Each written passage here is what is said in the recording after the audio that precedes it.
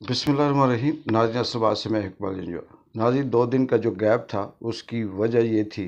कि एक तो बारिश की वजह से लाइट का शॉर्टेज हो गया और दूसरा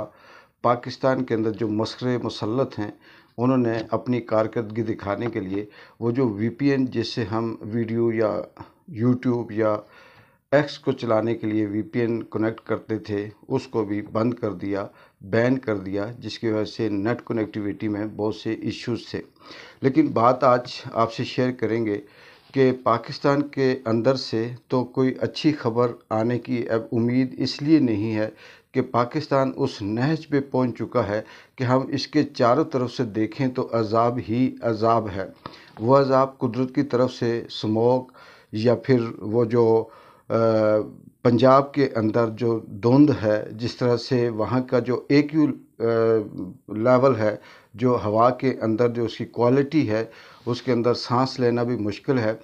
और वो ख़तरनाक हद तक पहुँच चुकी है। उसमें मुल्तान, लाहौर और दीगर जो शहर हैं वो सारे फरिश्ते हैं। ये भी अल्लाह की तरफ से अजाब ही समझे कि पाकिस्तान के वो तमाम लुटेरे, चोर, डाकू जो इस मुल्क के अंदर सिर्फ कमाने के लिए आते हैं और हैरत होती है कि कैसे कैसे इस मुल्क के टाउट बैठे हुए हैं जो आज भी इन शहबाज के, नवाज़ के या दीगर मरियम के या फिर पीपल्स पार्टी के, चाहे उसमें बिलावल हों या जरदारी हों, इनकी हमायत में बात करते हैं, जो सिर्फ यहाँ पर सीज़न लगाने आते हैं। जैसे ही कोई मुश्किल होती है वो यहाँ से चले जाते हैं। उनके लिए ये मुल्क, ये अवाम, ये कानून, ये आइन कोई मानी नहीं रखता और ना उन्हें कोई अल्लाह का खौफ है। वो सिर्फ़ और सिर्फ अपनी दिहाड़ी के लिए इस मुल्क में आते हैं। ये सारे के सारे कोई स्विट्ज़रलैंड, कोई जिनेवा, कोई बरतानिया, कोई दुबई में सैर तफरी के लिए हैं।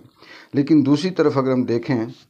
बदकिस्मती इस मुल्क के 25 करोड़ अवाम की कि जिनके ऊपर ये मसखरे, ये चोर, डाकू, माफिया, अशराफिया एक अजाब की सूरत में मुसल्लत हैं। चाहे वो आइन की शक्ल में हों, चाहे वो कानून की शक्ल में हों, चाहे वो आम आदमी के लिए जो इंसाफ की हवाले से बात करने की हो उस शक्ल में हों। लेकिन ये अजाब इस तरह के से है कि ना ये टलते हैं, ना ये ख़त्म होता है और इन्होंने अपने गिर्द ऐसा जाल बुन रखा है कि जिस दरवाज़े से जिस तरफ से भी जाएं इंसाफ लेने, बात घूम फिर कर फिर वहीं आती है। आज भी पाकिस्तान के अंदर बहुत बड़ा ड्रामा हुआ और वो ड्रामा ये कि जिस तरह से पंजाब की हाई कोर्ट ने ये हुक्म दिया था कि इमरान खान से मिलने उसके रिश्तेदार, उसके दोस्त, वकला, पार्टी के रहनुमा जा सकते हैं और इनकी जो लिस्ट होगी वो इमरान खान अंदर से देंगे और उसके मुताबिक ये लोग उन्हें मिला करेंगे।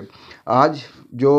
उमर अयूब जो कौमी असम्बली के अंदर अपोजिशन लीडर हैं, शिबली फराज जो सेनेट के अपोजिशन लीडर हैं, मलिक अहमद जो पंजाब के अपोजिशन लीडर हैं, असद कैसर जो स्पीकर रहे हैं और सुन्नी तहरीक के चेयरमैन हामिद रज़ा जो उन्हें मिलने जा रहे थे, जिनको कई घंटों तक अडयाला जेल के बाहर जलील किया गया, रोका गया, इंतज़ार करवाया गया और बाद में फिर पाकिस्तान उनके पास जो गाड़ियाँ थी जिसमें इस नाम नहाद इस्लामी जमहूरिया पाकिस्तान के झंडे लगे हुए थे, उनको उनसे उतारा गया, बाजू से घसीटा गया, फिर उनकी तजलील की गई और उन्हें बंद किया गया। बाद में फिर उन्हें छोड़ा गया। ये सारी प्रेस कॉन्फ्रेंस, ये ख़बर, ये सब चीज़ आप सोशल मीडिया के ऊपर या मुख्तलिफ व्लॉगर से सुन चुके होंगे। लेकिन इससे तासुर ये जाता है कि इस मुल्क के अंदर किस किस्म की फस्तायत है, जुल्म है और कितनी अंधेर नगरी है कि जब इन्होंने प्रेस कॉन्फ्रेंस की तो उमर अयूब के मुताबिक कि पुलिस वाले ये कह रहे थे कि हमें पता है कि हम गलत हैं, हमें पता है कि हम गैर कानूनी काम कर रहे हैं, लेकिन हम बेबस हैं, हम मजबूर हैं, हम कुछ नहीं कर सकते, हमें आर्डर है। इस आर्डर के कौन कौन ज़िम्मेदार हैं ये उमर अयूब ने अपनी प्रेस कॉन्फ्रेंस में सारे नाम बताए कि कौन कौन से इसमें, चाहे वो मरियम हो, शहबाज हों, आईजी हों, डीआईजी हों, जेल खाना जाद हों या इस तरह से बाकी जो रियासत के जो ताकतवर हलके हैं वो हों, एजेंसियों के लोग हों, ये वो ज़िम्मेदार हैं जिन्होंने इनकी तजलील की। असल मकसद ये नहीं कि वो कोई दफ़ा 144 था, ये मकसद नहीं कि उन्होंने कोई ख़िलाफ़ वर्जी की। इसके पीछे जो मकसद था वो ये थी कि तजलील की जाए, ज़िल्लत अमेज़ रवैया रखा जाए इनके साथ और इनको मजबूर या फिर इस तरह से ایسے ان کے ساتھ ایکٹ کیا جائے کہ یہ کسی نہ کسی طرح سے مزید خلاف ورزی کریں، ایک۔ اور دوسری بات یہ کہ اسی نومبر کے مہینے میں عمران خان نے اپنا لائے عمل دینا ہے جو احتجاج کے حوالے سے ہے، اور اس جو انفارمیشن ہے اس کو روکنے کے لیے یہ سب کچھ کیا جا رہا ہے۔ لیکن حیرت کی بات ہے، پچھلے 2.5-3 سالوں سے مسلسل ریاست عام آدمی پر، بچوں پر، غریبوں پر، بے بسوں پر، کمزوروں پر، مزدوروں پر، ڈاکٹروں پر، انجینئرز پر، صحافیوں پر، جو عام وکلا ہیں ان پر، پاکستان تحریک انصاف کے چیئرمین عمران خان کا نام لینے والوں پر اس طرح سے قیامت برپا کرتی ہے کہ ان کے گھر کی خواتین، بچے، مائیں، بہنیں، بوڑھے، والدین، چاہے ان کے رشتہ دار ہیں، ان کو اٹھاتے ہیں، ان کو مارتے ہیں، ان کے کاروبار گراتے ہیں، ان کے گھر کی چادر اور چار دیواری کی پامالی کے ساتھ ساتھ انہیں ڈیمالش کرتے ہیں، ان کے بزنس خراب، سب کے سب تباہ کر دیے۔ لیکن رتی بھر بھی فرق نہیں آیا ان لوگوں کی محبت میں اور ان لوگوں کی جو جدوجہد ہے اس میں۔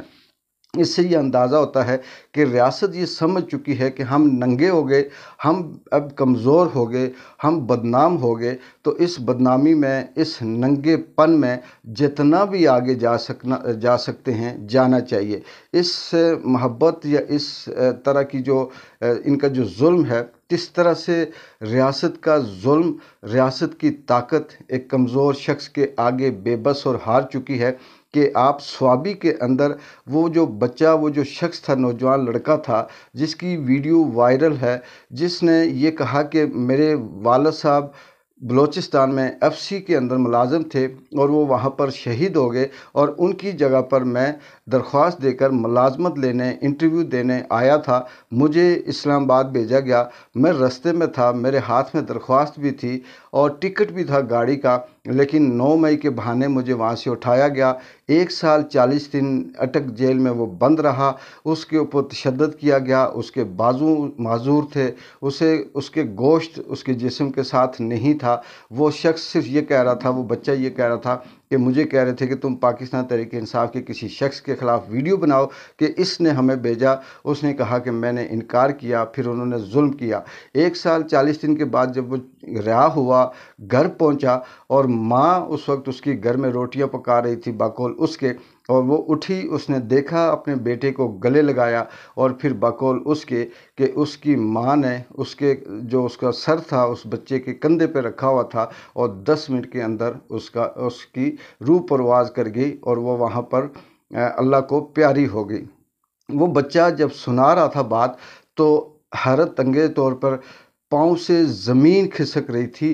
دل کانپ رہا تھا کہ کس طرح کا یہ ظلم و یہ فسطائیت کرتے ہیں، یہ کتنے ظالم لوگ ہیں، انہیں اللہ کا، قیامت کا، یا اس دنیا کا، آخرت کا کوئی خوف نہیں ہے۔ پھر وہ شخص یہ کہہ رہا تھا، وہ بچہ، وہ نوجوان یہ کہہ رہا تھا کہ اب میں اور میری 5 سال کی بہن باقی زندہ ہیں، میرا سب کچھ اجڑ گیا، ختم ہو گیا، میرا کچھ بھی باقی نہیں بچا، لیکن اس کے باوجود اس کے سینے میں پاکستان تحریک انصاف کا جھنڈا تھا، اور وہ یہ کہہ رہا تھا کہ اب ہمیں کوئی ڈر نہیں ہے، ہم پھر بھی آئیں گے، مار کھائیں گے، مریں گے، جان دیں گے، لیکن پیچھے نہیں ہٹیں گے۔ تو اس کا مطلب یہ کہ ریاست کی وہ طاقت اس کمزور اور اس محبت اور اس دیوانے کے آگے ہار چکی ہے، بے بس ہو چکی ہے۔ اور دوسری طرف وہ کمپرومائز لیڈر جس کو سارے کے سارے اب سمجھ چکے ہیں کہ پاکستان تحریک انصاف کے وہ رہنما جو باہر اس وقت موجود ہیں، جو اسٹریٹجی کے نام سے یا کسی پلاننگ کے نام سے لالی پاپ خود کو بھی دے رہے ہیں، عوام کو بھی دے رہے ہیں اور عمران خان کو بھی دے رہے ہیں۔